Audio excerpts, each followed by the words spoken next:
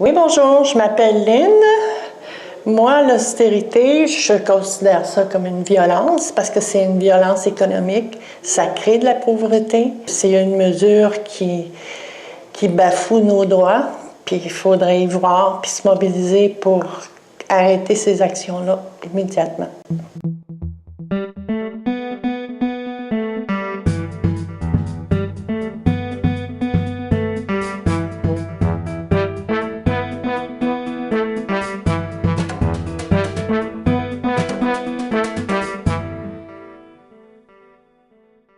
Bonjour, mon nom est Steve Lemay.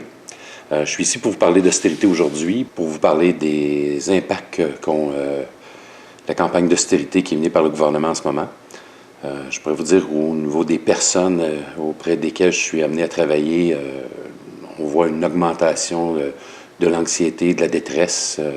Les gens vivent beaucoup d'insécurité, se demandent si les services dont ils ont besoin, qui sont essentiels pour eux, vont être maintenus, si leur milieu, le milieu de vie, milieu d'appartenance vont continuer à exister. On parle aussi de toutes les coupures, mais aussi de toutes les augmentations de tarifs qu'on pense à Hydro-Québec, avec des augmentations constantes là, des frais d'électricité. On pense au panier d'épicerie, qui coûte de plus en plus cher.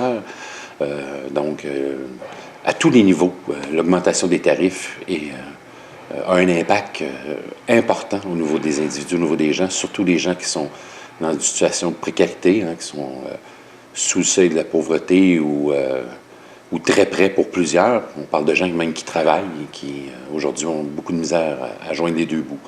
Donc, ce maintien-là d'une constante pression financière, d'une constante aussi inquiétude en ce qui a trait aux services essentiels dont les gens ont besoin, crée un environnement, crée un terreau fertile à l'émergence de détresse et de problématiques de santé, autant mentale que physique. Bonjour, mon nom est Daniel. Je vais vous lire quelque chose sur l'austérité. L'austérité rend de plus en plus de gens pauvres. Cette situation ne doit plus continuer. Il y a trop de services coupés dans ce régime qui n'a pas de chance. Les effets à long terme de l'austérité vont faire de plus en plus de gens qui n'auront plus de soins auxquels ils ont droit et il y aura plus de décès. À ce moment-là, on peut dire que le gouvernement n'a pas de conscience.